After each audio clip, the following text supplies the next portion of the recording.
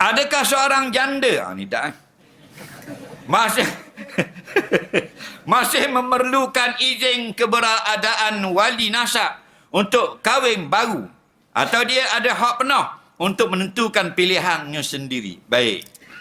Dia kata janda ni boleh nikah tanpa lagi perlu wali nasab atau bagaimana? Ramai orang tanya. Bagus.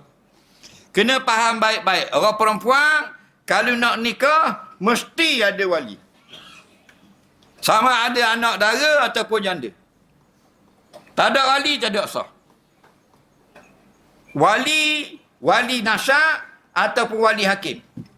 Malla waliyullah fasultan waliyullah. Barang siapa tidak ada wali, kerajaan sediakan wali. Sultan raja lah, orang berkuasa. Jabat agama lah kita. Ada dah. Faham tak lagi? Mesti wali. Ramai orang sudah salah faham. Dia kata kalau anak dara kena ada wali. Kalau janda tak payah wali. Tak sah nikah. Mesti ada wali. Faham? Tidak ada beza. Yang bezanya gini. Anak dara, kalau dia diam, sah nikah. Kalau janda, tidak sah. Dia mesti bersuara.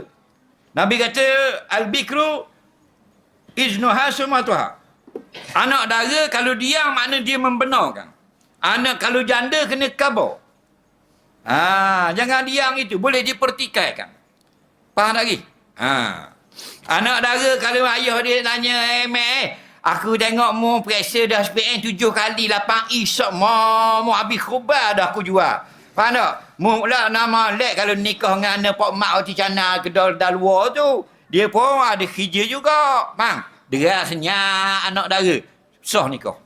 Mana senyap tu ingat deh mu awet-awet. Kalau mu senyap, ayah mu nak suruh nikah, mana mu setuju? Kalau tak setuju, kena cakap tambah. Kena kata gitu. Faham lagi? Ada pun janda, dia kena bersuara. Itu kaedah fiqh Islam. Faham lagi? Dia kena khabar. No. Boleh nikah. Kalau nikah juga, boleh dipertikai. Kalau dia diam, sah. Faham lagi? Tapi ramai sudah salah faham. Dia kata kalau janda nak nikah, tak payah pakai wali. Tak betul. Mesti kena ada wali. Janda ke anak dara.